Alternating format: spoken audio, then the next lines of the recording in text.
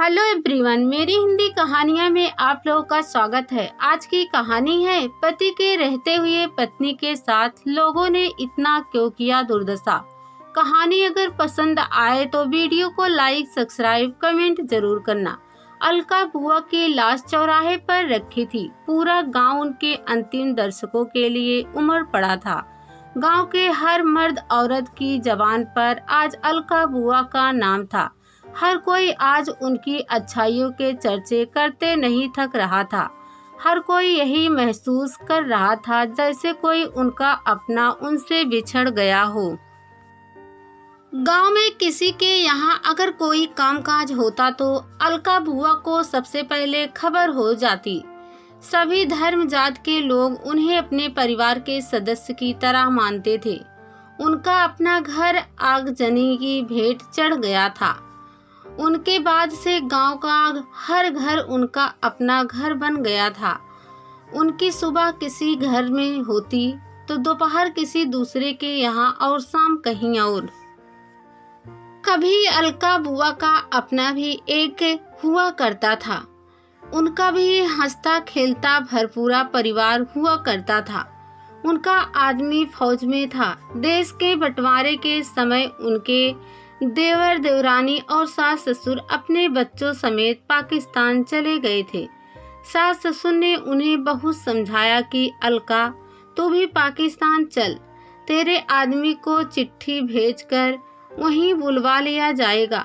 लेकिन उन्होंने उनके साथ पाकिस्तान जाने से इनकार कर दिया था।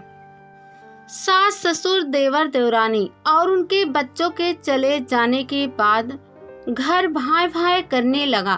घर में निपट अकेली बची अलका को दिन काटना मुश्किल हो लगने लगा था। काफी दिनों से उनके पति इमरान की भी कोई चिट्ठी न आने से वह परेशान हो उठी। उनका आदमी जो हर महीने खर्चा भेजता था वह भी आना बंद हो गया था। एक दिन पाकिस्तान से एक चिट्ठी आई जो उनके ससुर ने लिखी थी। उस चिट्ठी में लिखा था, अलका तेरे आदमी को यहाँ फौज में जगह मिल गई है। तू अगर आना चाहे तो चिट्ठी में लिख भेज, इमरान तुझे लेने आ जाएगा। लेकिन अलका को अपने गांव और यहाँ की मिट्टी से इतना लगाव हो गया था कि वह किसी भी कीमत पर यहाँ से जाना नहीं चाहती थी। उन्होंने चिट्ठी के जवाब में साफ साफ लिख भेजा, जिस मुल्क की मिट्टी में मैंने जन्म लिया है उसी की खाक में मिलकर अपने को धन्य समझूंगी। मुझे लेने आने की सोचना भी मत, वरना यहाँ से तुम्हें निराश ही लौटना पड़ेगा। मैं यही ठीक हूँ। अब अलका बुआ को इस बात का पता चल गया था कि उनका आदमी भी पाकिस्तान का हो गया है। ऐसे में उनके सामने रोजी रोटी की समस्या बनी हुई थी, क्योंकि उनके आदमी की कमाई पर ही घर का खर्च चलता था और अब खर्च आना बंद हो गया था। इसलिए भूखमरी से निपटने के लिए उन्होंने एक तरकीब सोची। उन्होंने अपने जेवरात बेचकर घर पर ही एक छोटी सी परचून की दुकान खोल ली। ग्राहक बनाने के लिए उन्होंने छोटे छोटे बच्चों को जरिया बनाया। उनकी दुकान पर जो भी बच्चा सौदा लेने आता वह उसे एक टॉफी मुफ्त में देती। देखते ही देखते हर घर के बच्चे उनकी दुकान की ओर खींचने लगे। जब अलका बुआ की दुकान चलने लगी तो उन्होंने अपनी दुकान के सामने यह सूचना लिखकर टंगवा दी कि अलका बुआ की दुकान पर सौदा खरीदने पर बच्चों को टॉफी और बड़ों को माउथ फ्रेशन उपहार में दिया जाएगा। यह सूचना धीरे धीरे सारे गांव में फैल गई।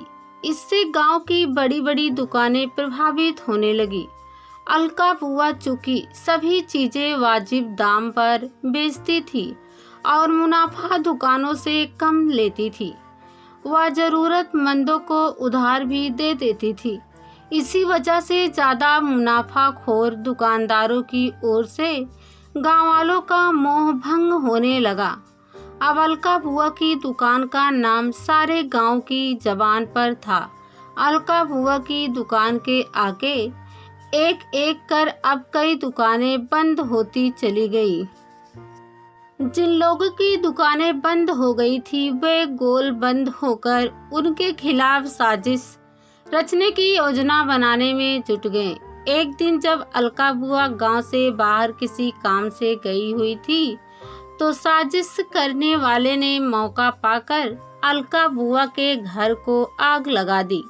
इतना ही नहीं, आग बुझाने के बहाने उन्होंने मिट्टी का तेल छिड़ककर आग को और भड़का दिया। सारा घर धूं धूं कर आग में जल उठा। सब कुछ जलकर खाक हो चुका था। सिर छिपाने तक को आसरा नहीं बचा था। अलका बुआ लौटकर जब घर आई तो घर की जगह उन्हें राख का ढेर मिला। आदमी का साथ तो पहले ही छूट चुका था। आज घर का साया भी नहीं रह गया था। वह किसी अनाथ बच्चे की तरह फपक पड़ी। गांव के लोग भी अलका बुआ के दुख में शामिल हो गए। उन्होंने उन्हें हिम्मत बधाई।